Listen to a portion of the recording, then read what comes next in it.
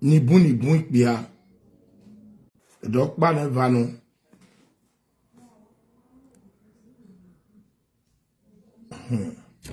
Okpa ne vano. Wonu wakaga video nani. Wagaye makbe wagaye maku. Ni mameki na gwanyen mena. Wakwe yoa do wawona gwanyo wagaye. Mao wagaye. Please share this video. Yakaze get you when I want to. Before ke tell ni ado ita. Mao ye do nuzomo. So Erie ya ita se o. Mao. So let's go there.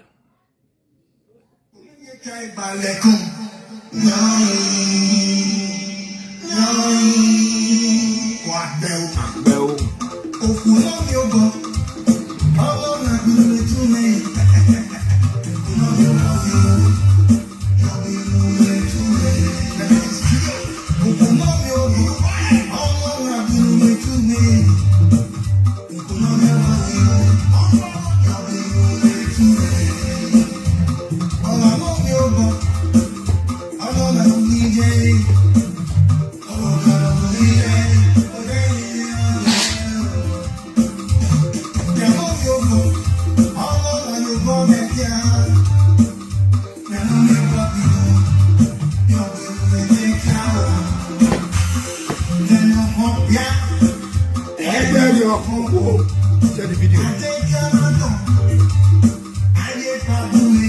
Wow.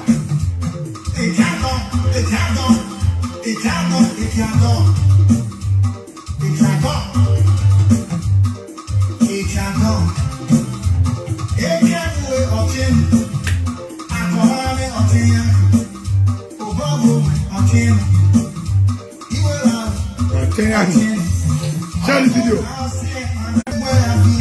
Share the video. Share the video.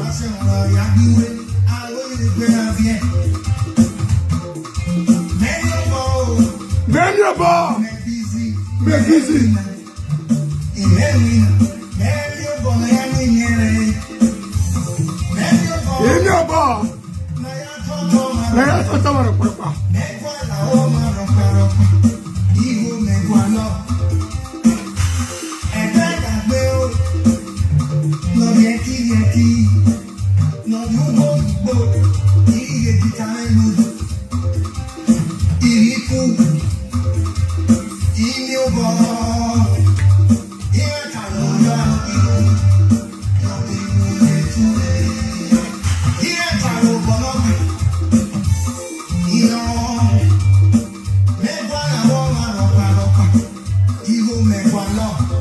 Voilà.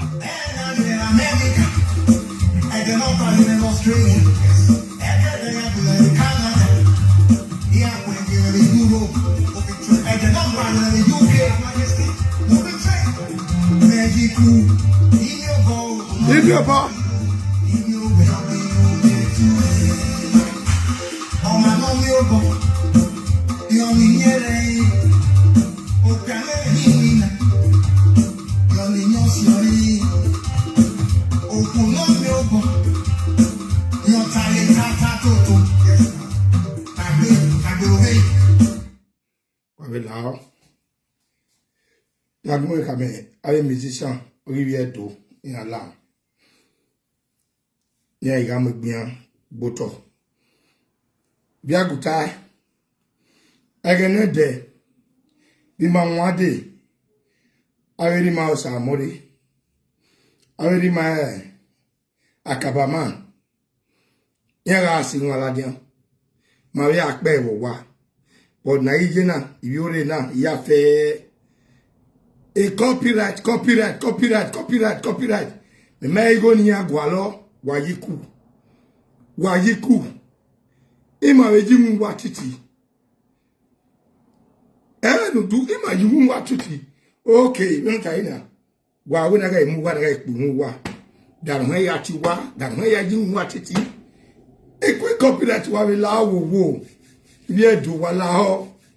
Okay, wanna copyright. I can wanna digon wagwaron wa mamiena Di God Wagbalon, Wamamiana.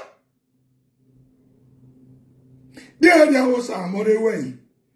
There, Papa Kabama away. Let us amore. One arm be boya do aqua. Let your band away. Malane, I will bring you to marry. One me boya there. I talk a can I do go here. Wahala, quick copyright na wahala wo. Wahala ledo, Mr. Chan. Wahala wo. Why you man present a room work boto? In one was so Yema. Oh, quick copyright for a wo. Here you shall buy you what? Wahala.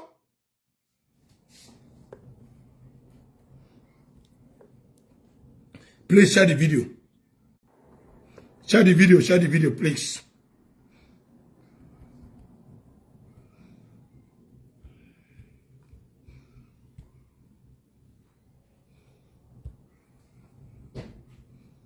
No kupima ye kai balekun. No kupima ye kai balekun. No.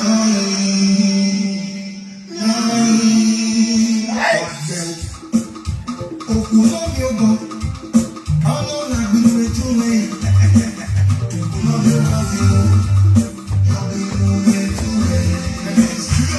Okuno yogo. Ano na gbe tu me. Okuno yogo.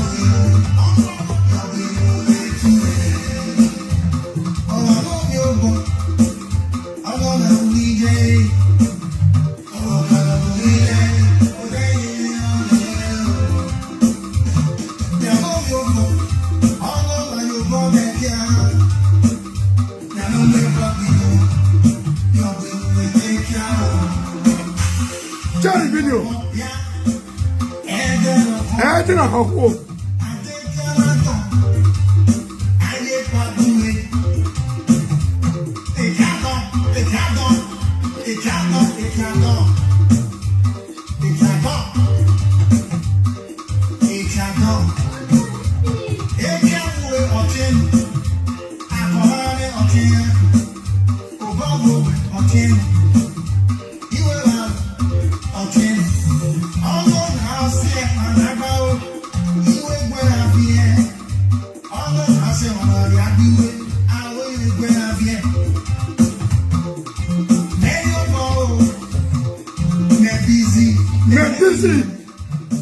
busy.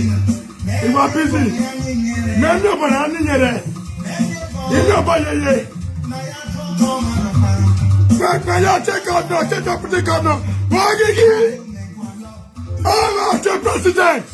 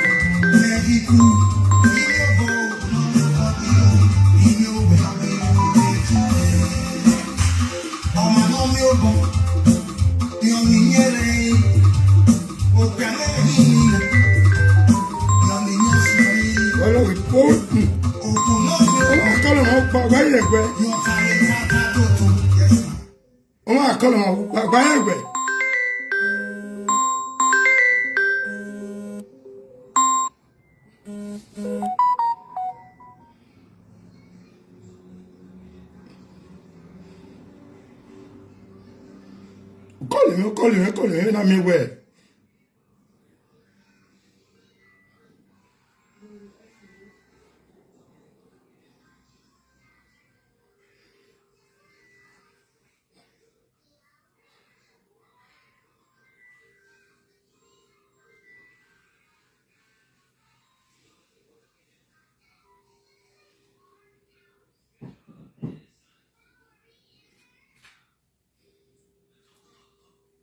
Webunyo Marimu.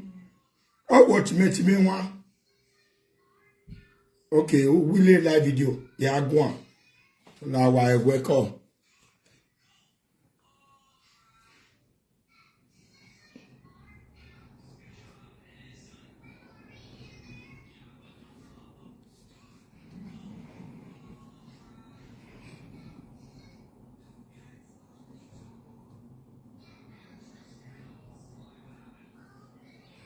Please share this video. I'll share a video now. I'll share a video now because it's a really saga. But here where a saga agwalo. No kukwila ye kai balekun. No kukwila ye kai balekun.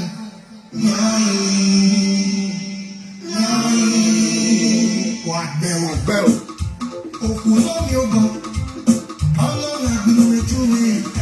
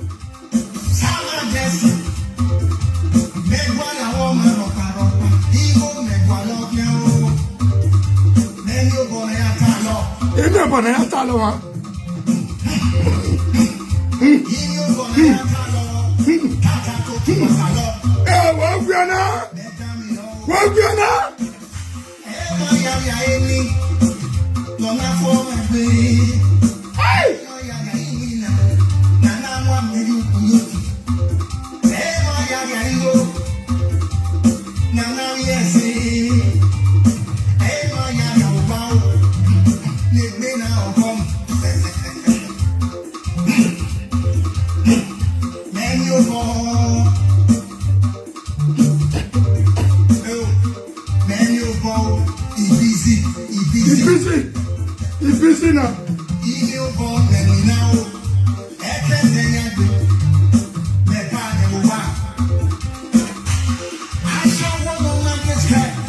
Ebagua na majesty.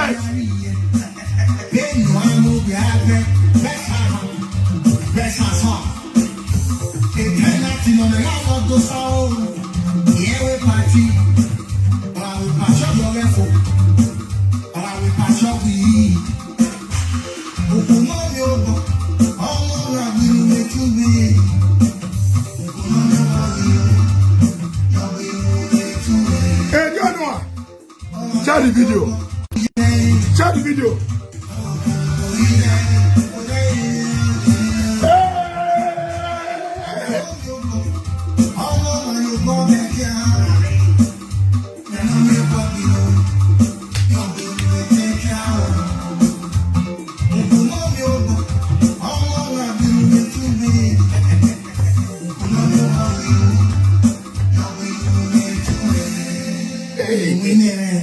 Winner Association. Oh, wanna bring Ebagua down? Why so? How does it?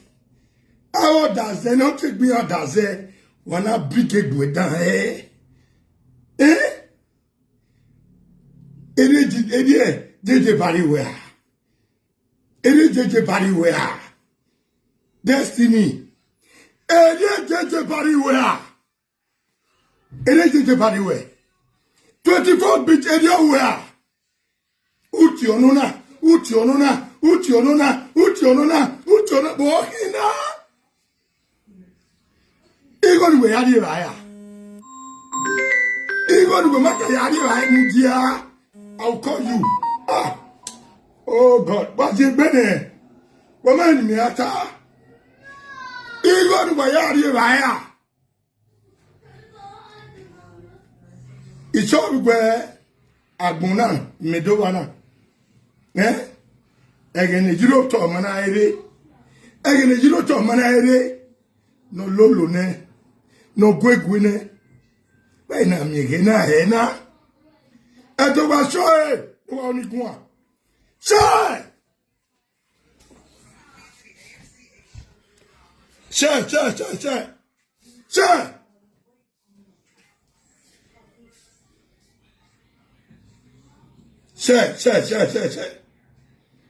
What's sorry? No, we may try balacon. No, we may try balacon. No, what bell? Oh, who love your boat? How long have you been to me? Who love your love you? You'll be moving to me. Oh, who love your boat? How long have you been to me? Who love your love you? You'll be moving to me. Oh, I love your boat. I love that DJ.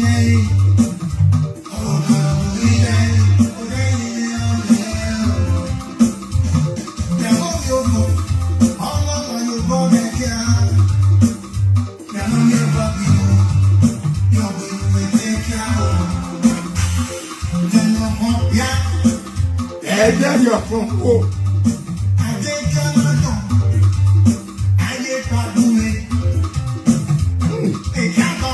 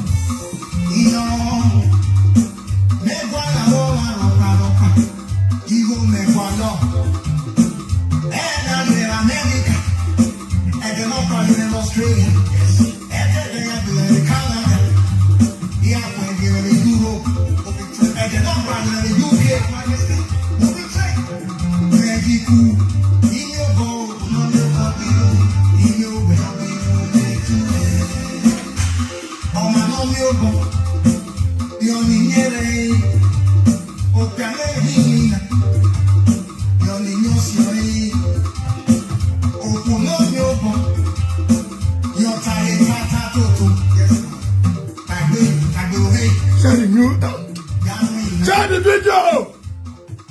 Share the video! Oh! Share the video! Share the video! Share the video! Hey!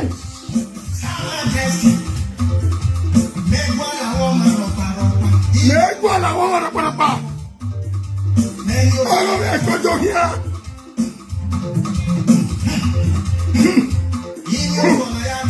Inyo bana talo. Awa tatoto.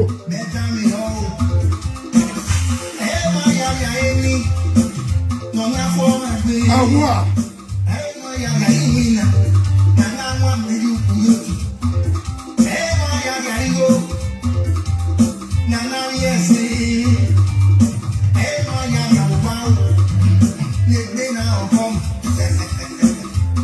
Inyo bo. Inyo bra tala tatoto do watalo.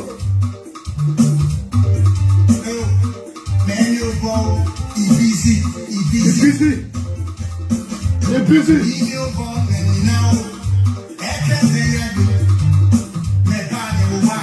You know?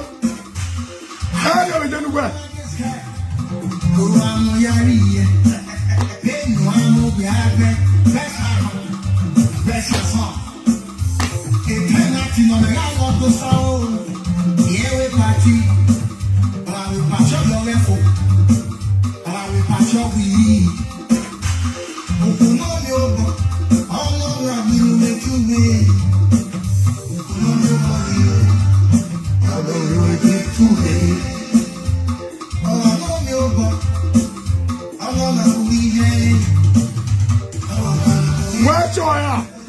Check! Watch out! Check! Invite your friends! Invite your friends!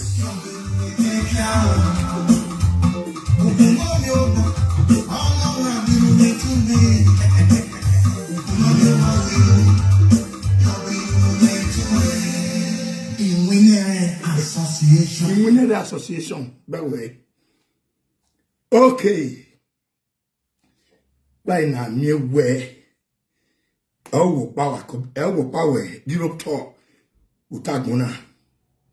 Emanita, Orioba, Nekere, Ubeto yet, Gwami Paloni Aji, Orioba Nekere, and Agwala. Emanita, Webe, Naya, we are lamenting bana destiny. They know you work better. Go mark better than Jita, go mark send anymore. Oh, no, be our. Where you have it to point? Where you have a Mudianic Bay? Every other of a bomber. Here, go here. Where is that? You go with dog and walk wine. Don't know you relax. Get what I do, Hamanaje. You don't talk. Any lie destiny. You will know I'm where. He won't have your Ubamu Agboto, whatever one Agboto. We are what we know. One way, Bubagoto, we move on Boto. E Adapinoyawa.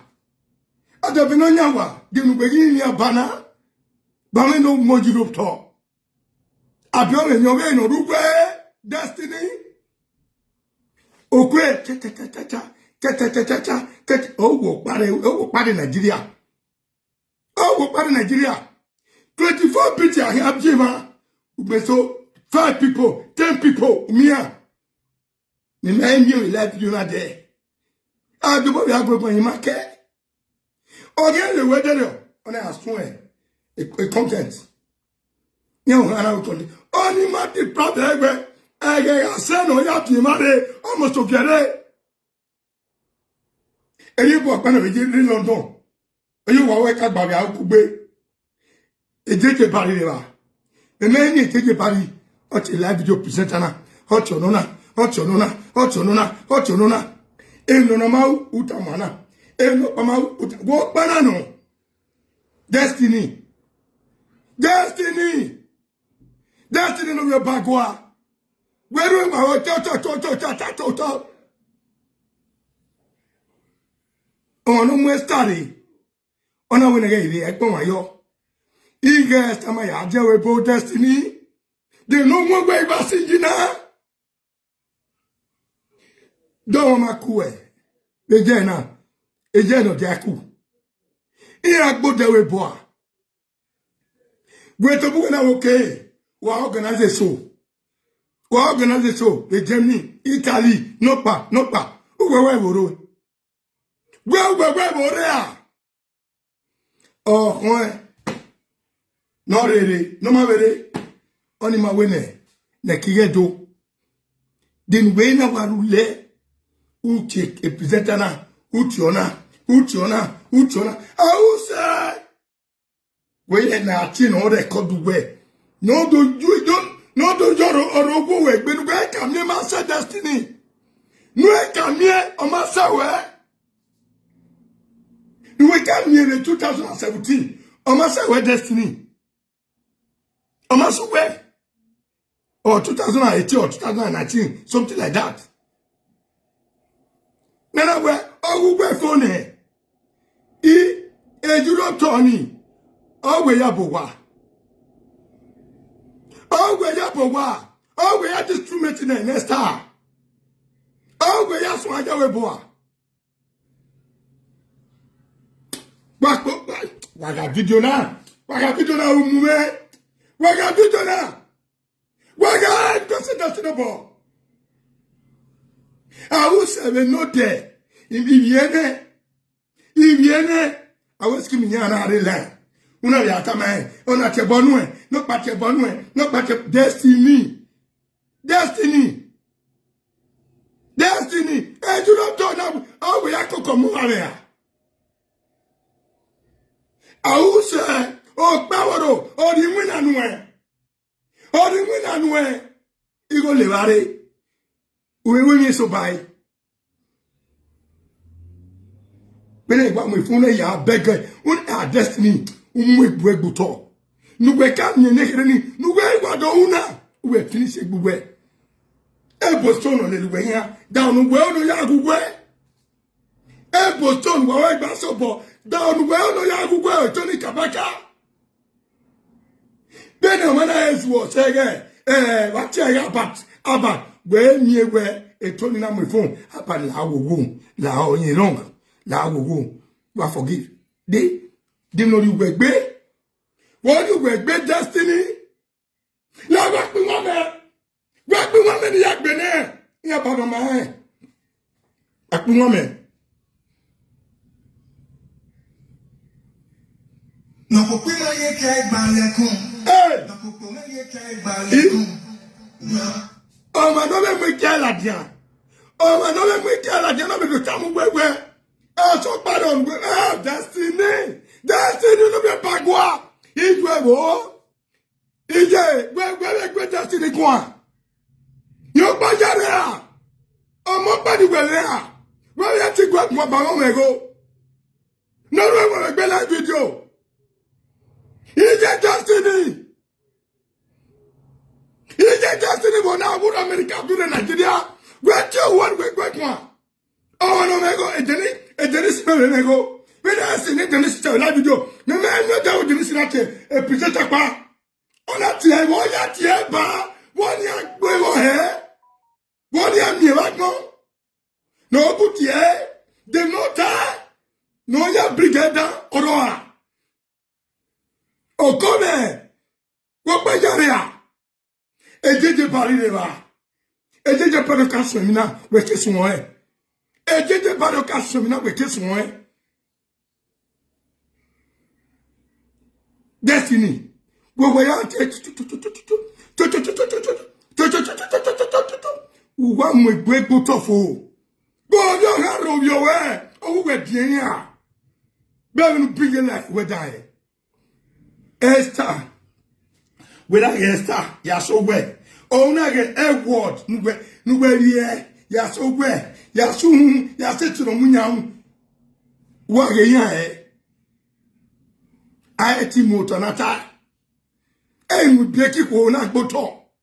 Mu ya gboto destiny. Forget any presenter. Here man. They only extract from you. Oh, what power you don't talk. Oh, what power you don't talk. I come back in again. This Saturday now. Oh, do ku enogi. Oh, do ku enogi. I come back here. Do ku enogi. No go on. No go man. Oh, marry. He. Oh, my best thing in Batista. Oh, we are done here. We know you don't talk. You to buy the Ladia, but Messaga, we marry to money, or do your bonbon. Oh, get a minute, yeah, don't like what I want. Oh, I don't like what. Oh, why, destiny. Destiny. Oh, man. You form my hand. Ni make a good more. Man of you were here, you deal with. Man of you were, then I give you me let you now. That's all. Then I had him let you now. To play a total no way sang boy. A God no, a God no, not even anywhere. Down no yagi one I'm here, then a presenter out of your way. That is you are not satisfied. And a God no anyway, a book one way, you are not satisfied. Oma, Benestagi. Or si umenwan ye. Umenwan ye. No wrong pay, no wrong pay. On my winning here. I didn't have to be invited. He had to be invited.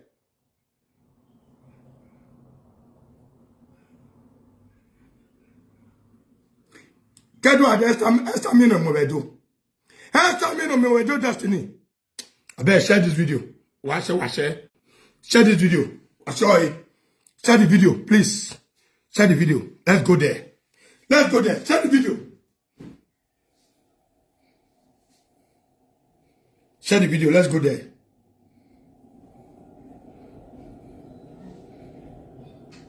I said Daniel. Destiny. I said Daniel. I said. Oh, when I get a bottom bazaar. When I wear or see a word or you see a where about 8 million. E okwani. Okwonodio. No gele oji. Ojodo. Ona we. Na ya mwa we egboto. Ba mi gonna pay that money. Ona we dey catch you na pay. Destiny. Wa we di kwona unu ni ama unu e. Ni we na mu egboto na. Wo bagare ga yo ho. We ya we di pe message na ya we di pe message na Destiny. Uwe fa fake boa. Uwe take we gbe do aro me tawe bo.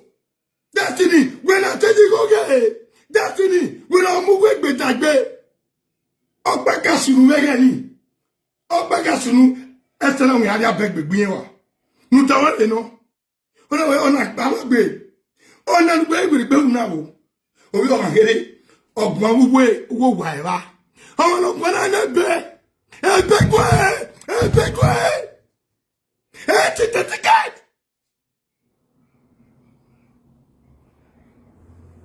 Documented Guya.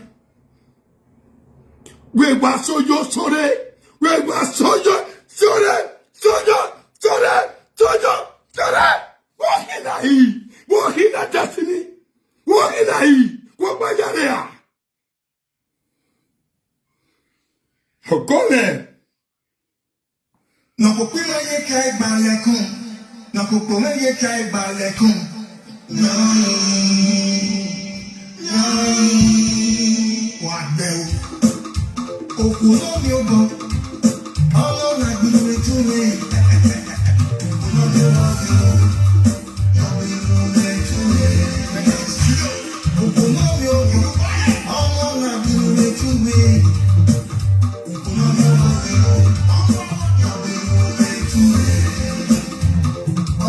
mi ogo. All na we day. I say, Akobegia, Akobono Munigo, Akobono Munegia, Bena Bati Chebonese, on a Ladian, on a Beladian, Nati, we are women, a music career, women, but where in the Chabone, Akobegia Ladia. Where then you're going to be like a live video, my water and present at my here.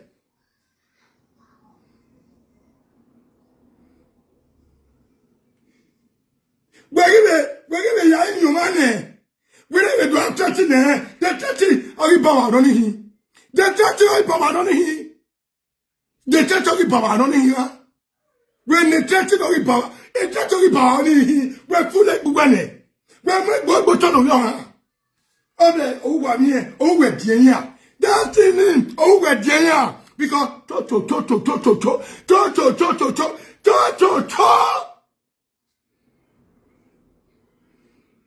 and voila, ni mawaya beke ni ade. O ma go be na ke Facebook. Me na gi senye se we go be me Facebook. O gugwe. Get one na. Get one na. Get one na. Get one na. Get one na. Destiny. Destiny. Destiny. Don't give me any phone. Don't give me any phone. Other phone. Other phone.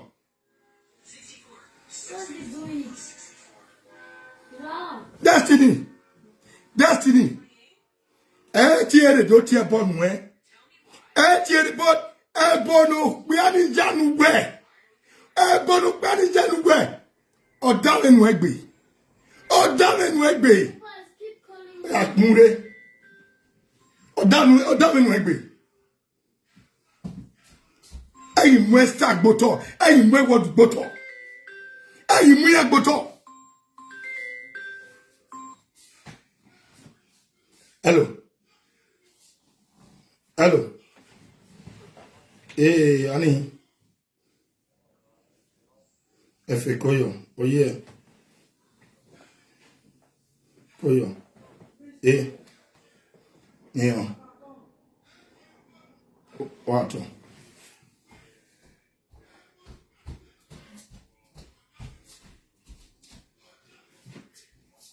He said. I said.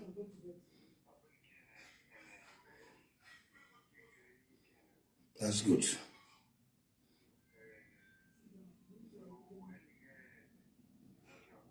Yes. Omeno.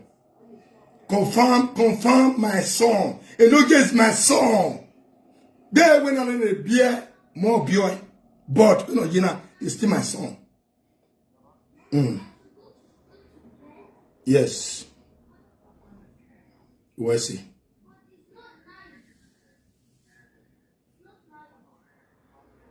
Oh, live video.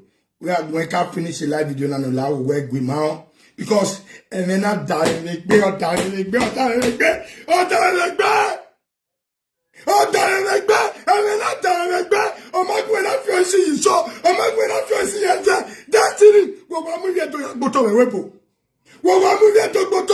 Destiny.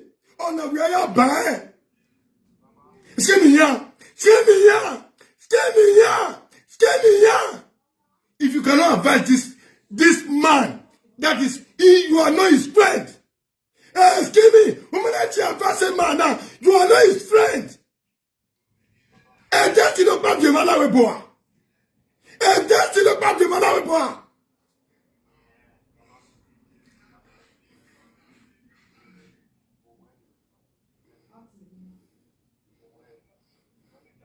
Yeah. And me wa get video one. He said the video go. First time you not say agwan. But egbe ya palome.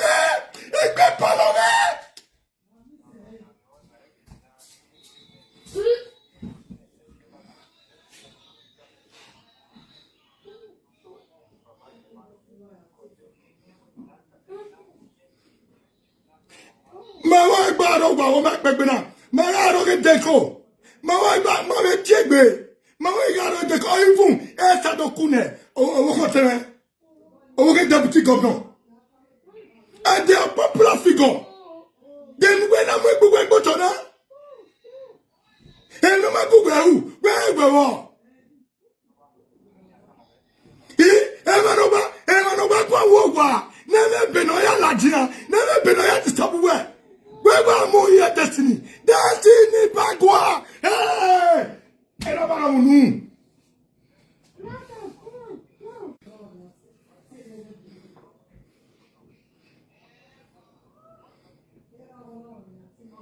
memele negbo na da gba to gele ne okpiana you know am we gbo to e 13 we were 13 ni okay keka no o we wa okay ekita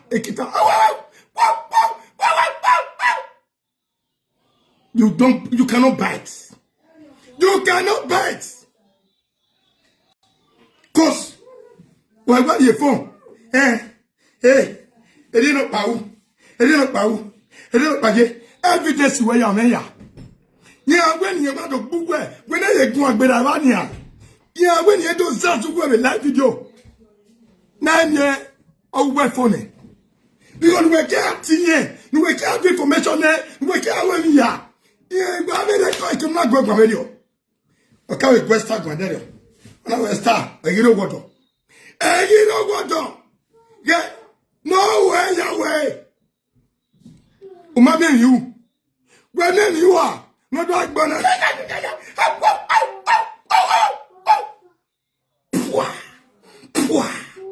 I didn't feel it.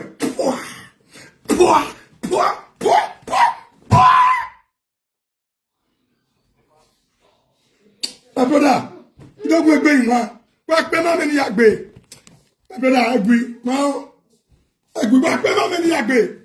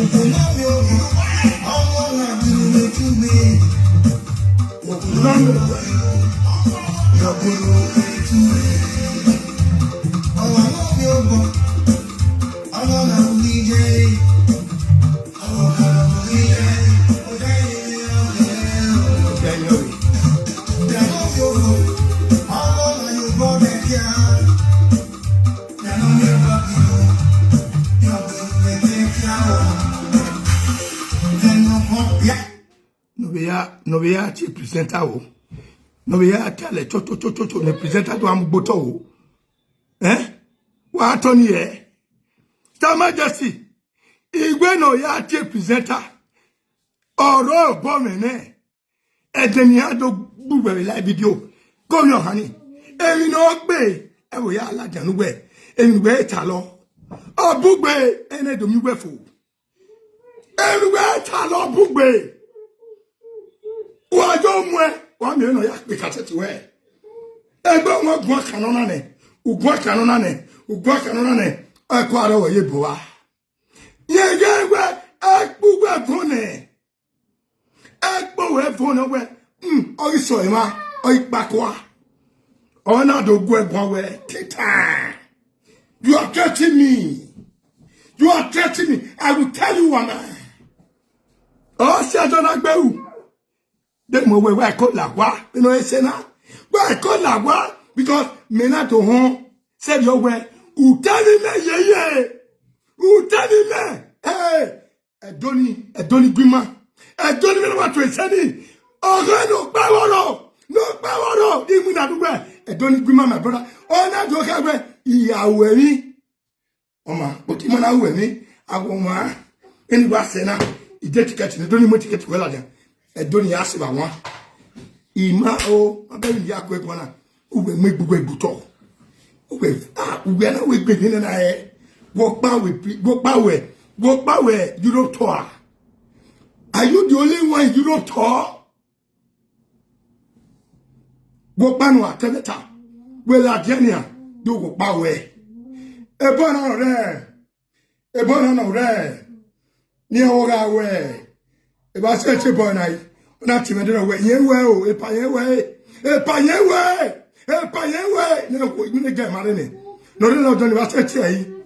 Ba che boy ni. Ebona re fi mare ni. 24 bit hello. Hello. 24 bit ga. 24 bit on a book, please. What is done to?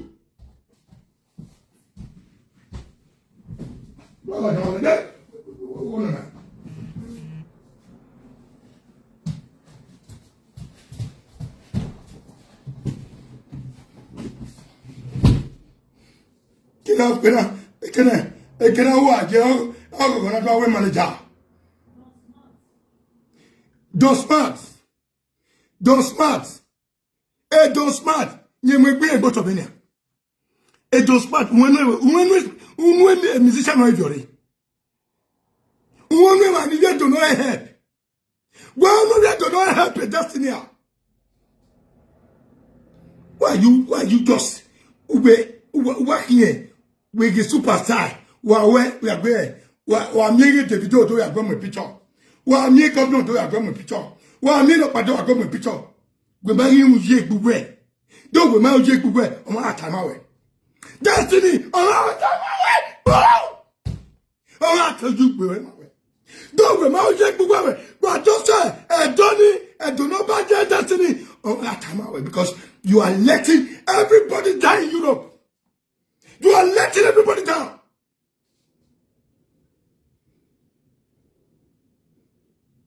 Joe,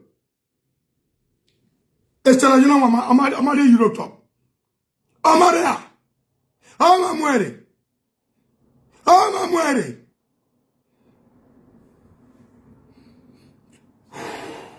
Work the music man yagbe. It's about a law.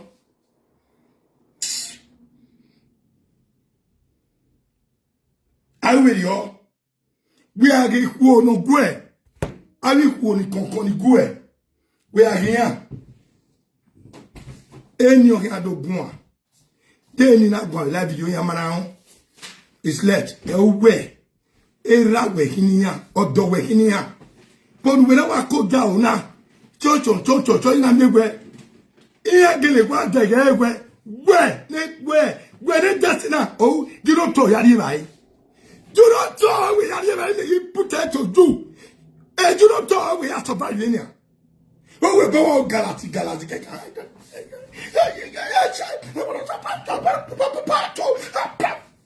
You don't talk, we are the it's time to do a word.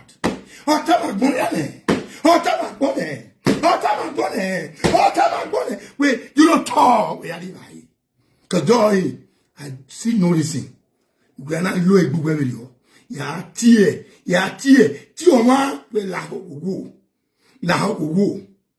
then we ati we teneta we ati we u gbe tari agbewa u we gbe tari agbewa ogbe paluma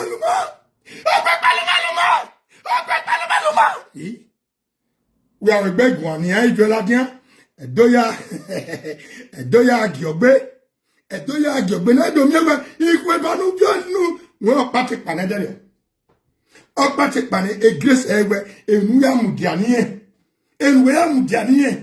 eyin yari respect ninu e o wi ya gbe gbegbe yen ogbon ayese yen betrayal ona we enu rita yen wewo but nu be ye una yen ogiwe gunu ya yin yen ogiwe gbe ya yin gbe amegbu egboto yen ogiwa. You have to go with someone where only why you do this kind of thing now. Why they would tell you something, you know, the year. See, and now everybody going. Oh, what I mean? Oh, me, the destiny. Oh, me. No, the dead war. No, the dead war.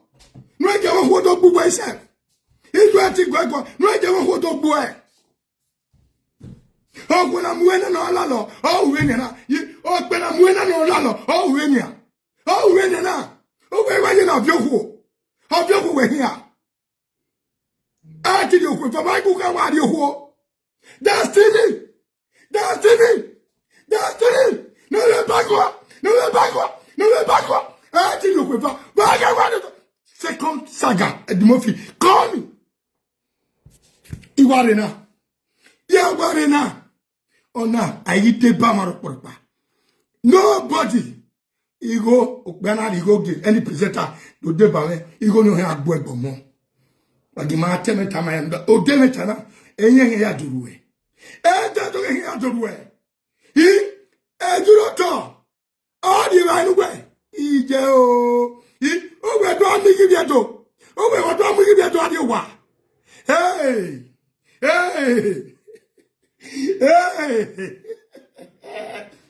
Then me gay night.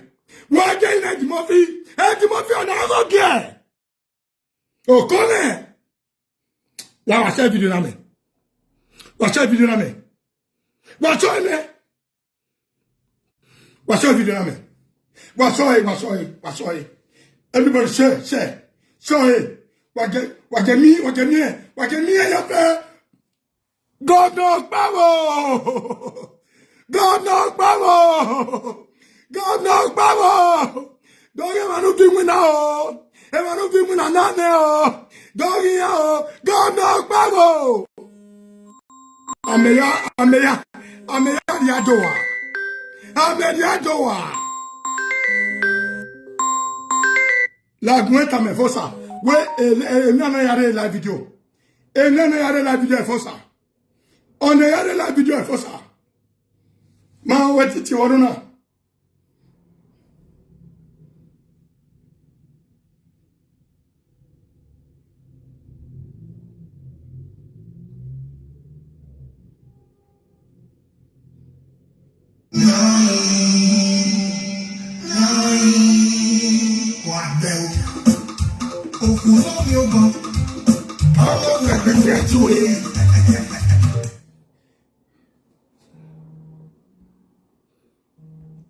Hello. Yeah, Obije. Bonjour, Mr. President. Hey, UTA. Hello, what? Mr. President. Hey, UTA. The second saga is going to cast everybody. Can only no man say everybody know it to her. All the presenter no man to her. I to her.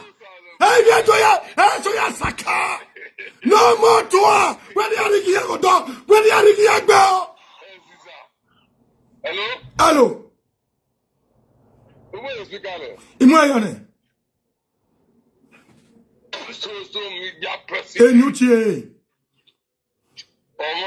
What? Oh God. Salubwa will be your bit or not the power. He said. I only like it. Okay, after what am I? Yes. If you have some when now, no show but one. Yes, you no destiny. They was here. Oh, I'm going to tell you, Jimmy. On the kid of my thick basin. Who am I walking about? Moving to the area where he battered.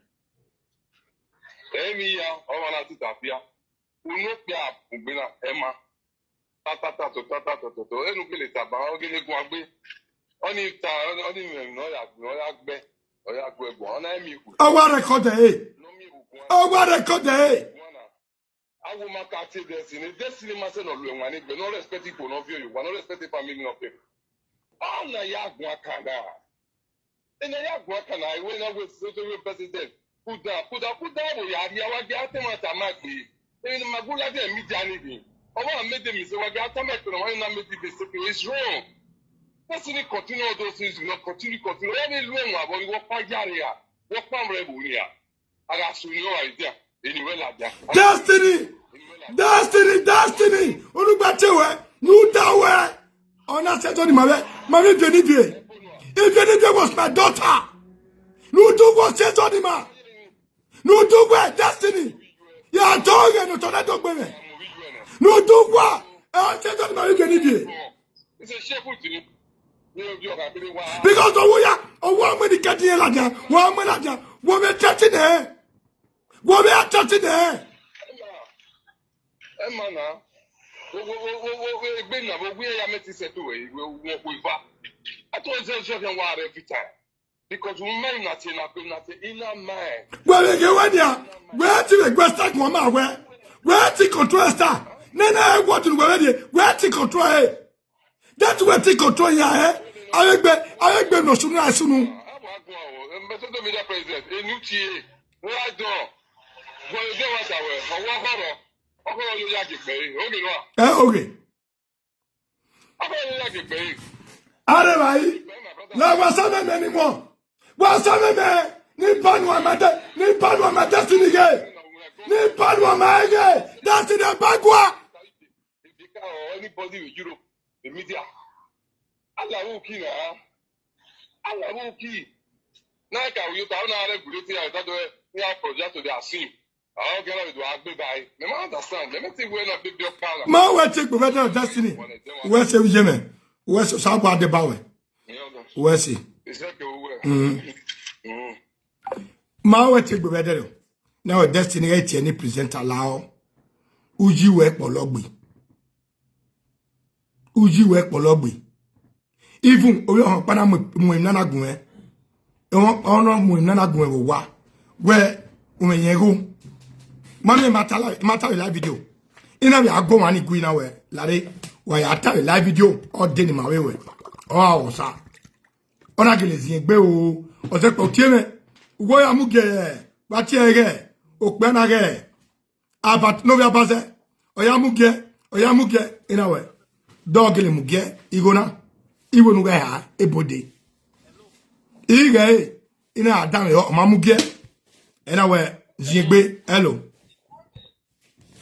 Hello. Enutier.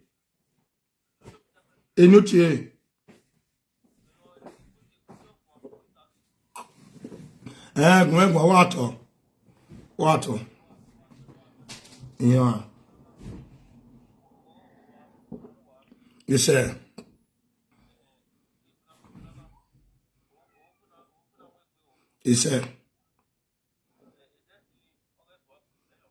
Udege.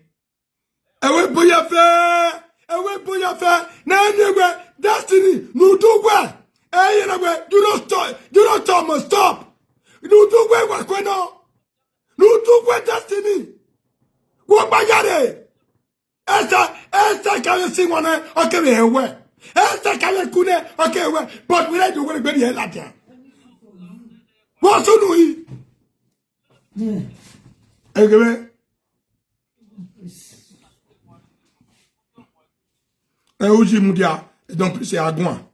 Don't please. So. Enutier. So. Enutier. What's yeah. Uberiwe, Agbona is good to be good.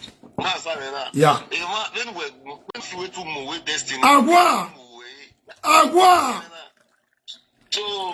So people will think that when you are angry with destiny. No, it's because of where Nonaya Kolebo and Mozu and the Mozu never yak baby social media. Here waiting my hate and because the boy is constituting nuisance in a dostaba space or few megi wanokwa or few megi I mean one if megi have chief in the or few megi yaya. Now, if you do your mamma bola dani never yati do if I need him where Uja Doria Webo, never Belia Yamawa. Okay, no. The boy now it is sorted destiny notena. Here destiny admin your way my blood. Oh, make sense. Okay, forget it. We are the almost one misbehaving. Who cut a contract with that person? You cut it off. No, don't please. Egwio salobono jeme we mujakewe o tere orwan hin ni ya ewe orun chief osamede adun ohin gwen te opa ma we oyo hanige ohun oba destiny a ohun oba no ona ya tie yes or no gwen because okay. That means Darionia, wait Dario. Many social media presenters or social media no yamuye do boto disturb every good thing in the do mugbo oh no zaya. So unime no magbani magbeini okay kine the destiny beg away my social media na fi wait maybe waiting my wazuo my aniwa media my wazuo my winner or we don't have work. Miami winner. We know what we are doing. We are feeding our family. We are okay. But we are fighting the justice that Edo must be great again. Anything that come Edo is first. Edo to the world. Anything Edo is first. Anywhere. As far as you are from Edo State, anything from Edo State is first. So anybody that want to be demarketing our state, because here we Egbarisco, social media, the man at risk of Edo. So very soon, I investigate. If I were Ireva, Daniel. We Daniel. So there's the man at Ekbari school. And also an information man away in Ekbari school. They are trying to demarcate the kingdom of Edo State.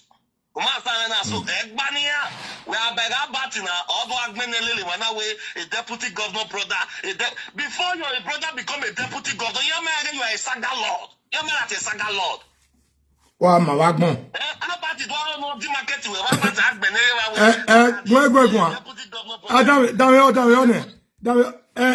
Albert Edenko Denis Daosa Deba Model Paworo Iyamana dole doji within these 4 years.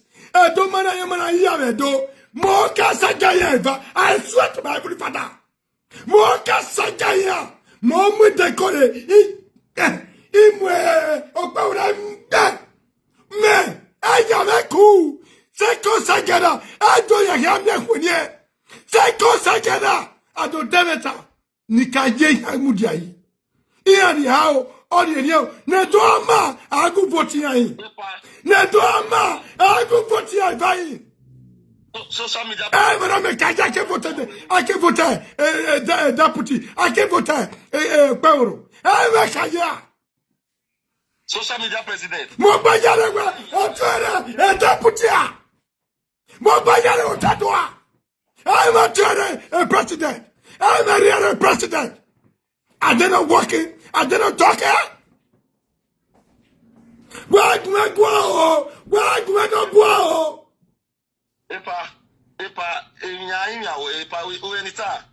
Where go? Your second coming go straight to the truth. This your second coming make sure we social media president school. You have to have a school. Yeah.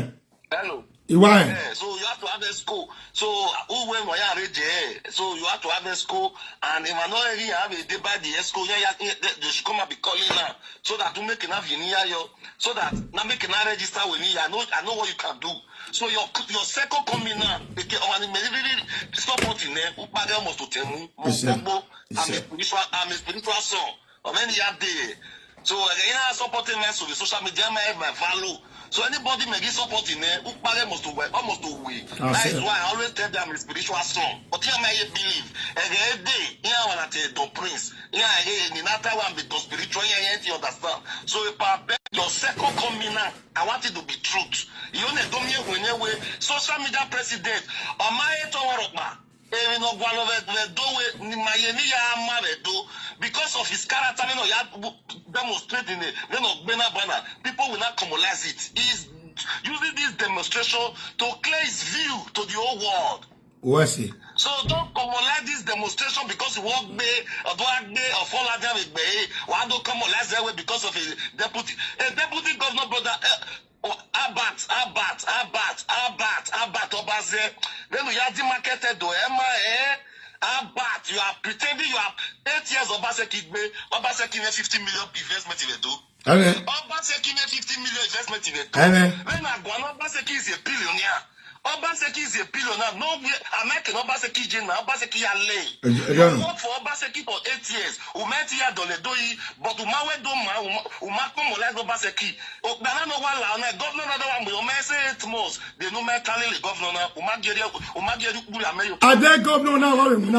Emodo Paura Wina, also President Doya.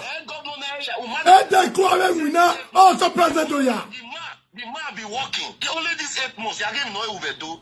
Now, so a cultist in Weta, the man crack of cultists, they killing up a year do, a pamia, what call him away, a dog. My brother, the Makato destiny now for ne. My talking Annie. Mao, now do I move by no rotor. So, no, yeah, but only destiny is still your brother. I can't based on where you know with me. First time I him no so because first time we all dia any make since first time we all dia butana first time na ila dia butana isaga bungo e want to so some dia ali everyone scatter one watch everyone will scatter all right they are not hearing me everyone will scatter all right destiny no Ebagua destiny oh walk by Anahina Dano Yatin and Anai Atienai Muwana Watia then what do Tabame live video? Why live video don't print of Bible not here? We don't let you know it's okay. Why live video not here? Destiny. When you want any ballon when mu ye de gboto mu o kan do mu kunu bi o gboto obi o kan kere uwa o do ata awu when you do agbe gbeneyo you be my pally you be my destiny go ga gbeneyo ni go ga destiny you fall everybody hand when the presenters are gwalo we here destiny wo wado mwegbo ya woro na ba me tontonton utogona mamu ku ese ku be atama mo ku ru gbadi yo wa destiny mo ku ru yo wa be tamu pe a umen gbegwe wo ale gbegwe ni o gbe ti ri oku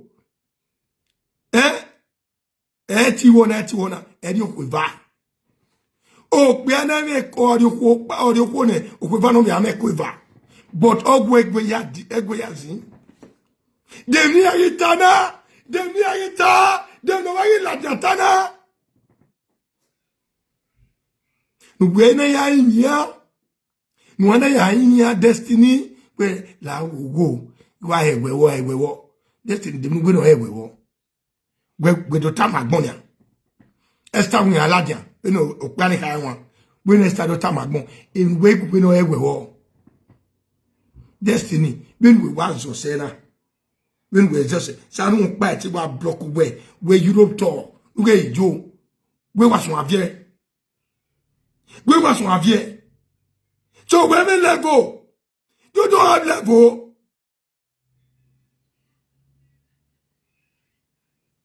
Even me wa nyina 60 years birthday. If we are in Batista, ya ibate no pa. Ya we wa gi agire because omagunya go. Ekwe na hi. Ekwe.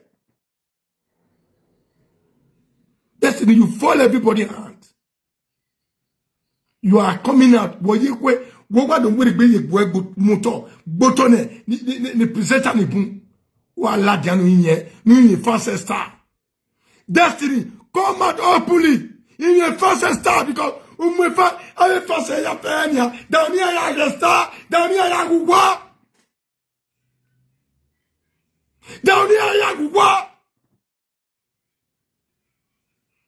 even in the stand we ala dem odo tiebo esta we be tiebo mu ne yo gwe wa tebe tamawa esta na la jona tiebo no yo hani e mu ne yo e ma no do la dian besta obugbe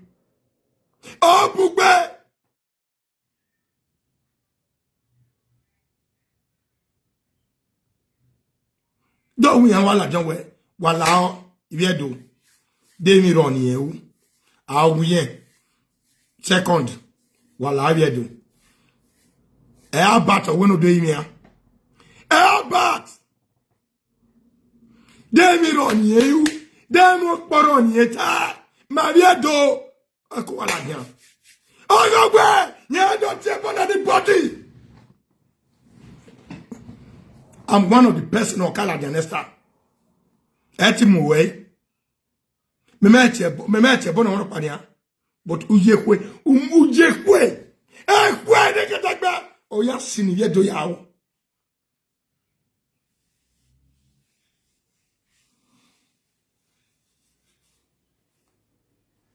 Remember we gangi we jena. Remember level we jena. A level we jena. A level we jena. Remember level we jebedo. If you know the level we jebedo, where do I make we go to? Where do I make we go to? Destiny, you fall my hand. You fall everybody hand. Get where we are more. Say we are mina. Omona Gugwema. I will a live video presenter. Right to a live video presenter. Hey, yes, you have no dog. Okay. To. What have you done? Oh, you make me go. Elio medale do mien. On medale mioga. Et de medale mioga. Il est de la dia. Mais non, medale ya we live video. To. Oh, t'avais dit ça. Et de l'éliminer. Oh, yo, honey. Oh, Rogwaya Mobo. Oh, Rogwaya Mobo. As far as Oba Ima, Oba Wari, Gidiga. Oh, man, I won't buy. No tear where oh, young and I, oh, your body, no way I feel Watani. 0 about 100. Any money or body, all the rats. No, I tell you, oh, yeah. Yan, why get out of Tado? And that's it for like bag me. That's it, you fool yourself too much. I feel like boy. I'm a body of know anybody. Don't mind God work good. Don't mind you go on good way. And where you invest in, except you go for where do I know. Except we go for man where me so no if your body no Emmanuel. No Emmanuel. Then we give you better, you don't talk. I will wear it, you don't talk. That no need to go in that destiny. Hey, destiny I know. I know, destiny I know. I don't want you destiny. I took my waruna. I book my wakuna. When you understand Jenny. Oh, bueno, Jenny, we may have whoever. We may have star, Elama, no doubt a bonmo, Elama.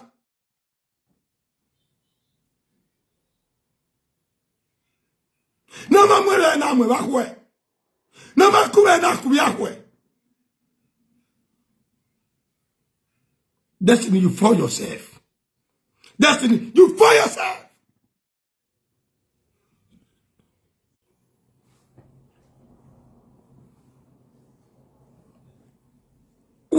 What do fafe buwe?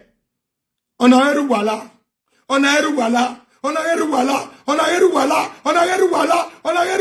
U fafe buwe.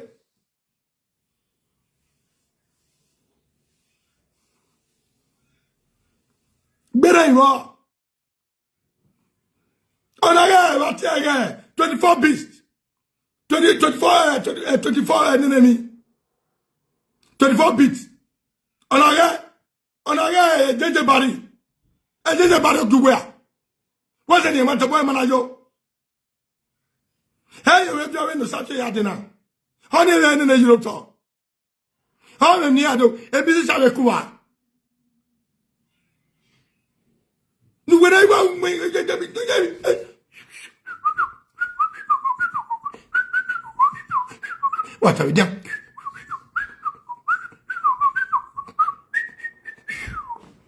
Bayari, Lawa. Lawa. La video na make go we. La video na make go we. Ume resta na kwa lowere. We uyo bome. Ume go na resta na kwa lowere.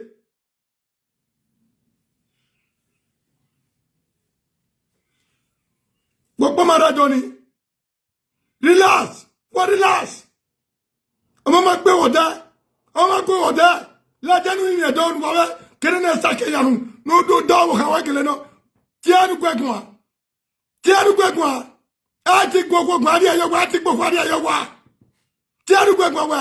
Honey, anything ya stop. Ja plan na ya ìrìn ẹ̀dọ́ ya ẹ̀. Dọ́mi ni màá wò anything màá wò. Nùgbé agẹ́ de ya ma e bozo. They don't get bozo. Go and beg their dogs. Go and beg Estafans. Beg everybody. That you are sorry. Anything you forgive. Then ye Owesta or Uwe. Aja Yesagbe. Eda Owesta Aja Iwegbe or Uwe Aja Yesagbe. That is the truth.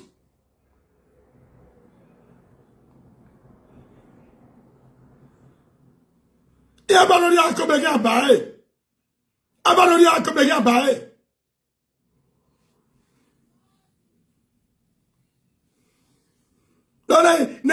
Na we put a man tiki. I will put my tiki. I will put my tiki. What me magbe ni pe me balonya ya. Share the video.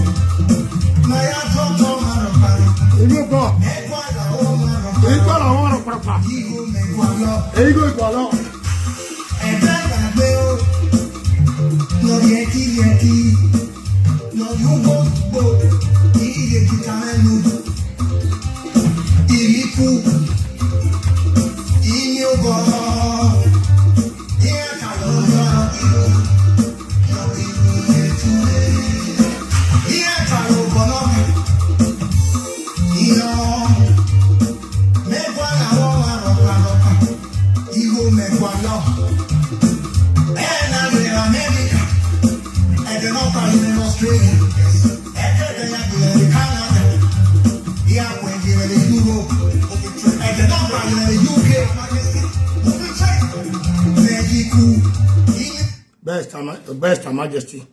Onu we Canada. Gen London. Yen Nopa.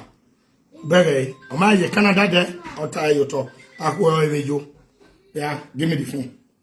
Akwe oewejo. Wonya.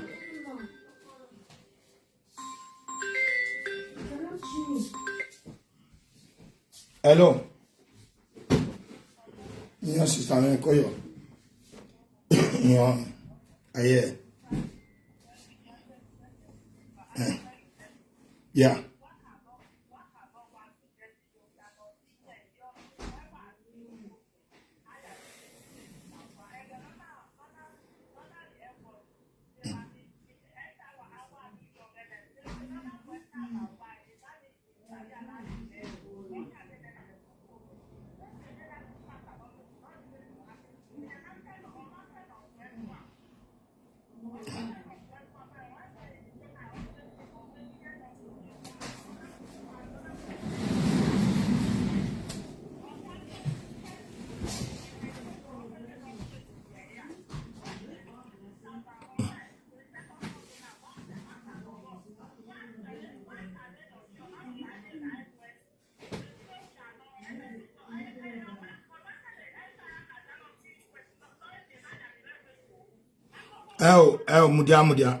mudia madam mudia wa go gbeta wa we mudia we sta ya keki eke towe ya ki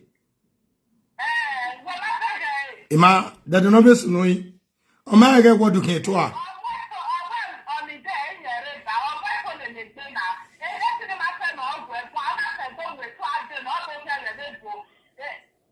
when do ge go di no a when they tell what no nuda mudia dame o nuda Esther ka gwe what du kin to Esther ka ge gwe what du kin to oge what du kin to onye Esther we ya here is totally wrong. That's not for your radio.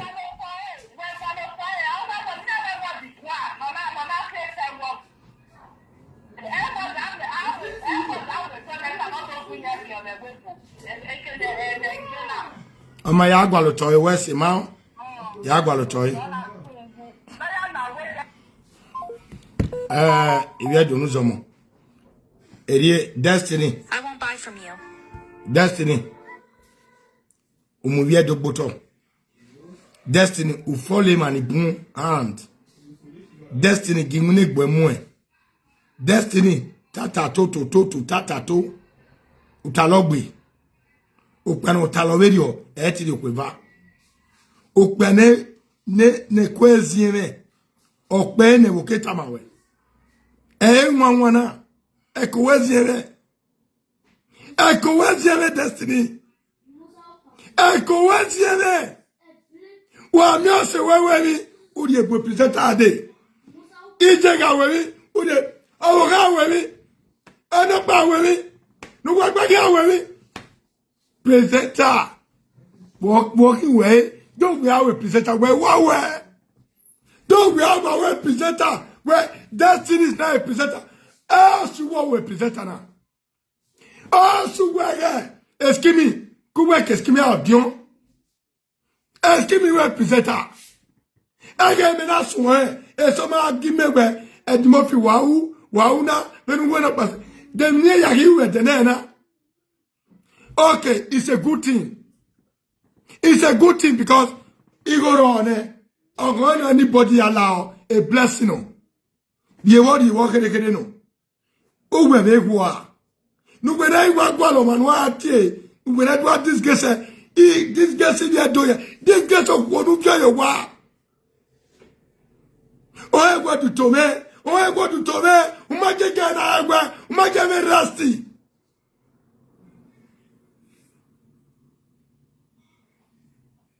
Don't worry your how let everybody know. We are say well me Esther as we are. Esther is we may come with it now. Because Esther be kubieke where ko went here. Esther can come with say presenter. Where Onya do sawa wan do agbe Ogbo ese Anthony be ma o ogo ni pa we egbe oye se pa we egbe gedegbe oye tawa hey then no yo check it out I'm sorry, but hello check it out check it out ni ba no we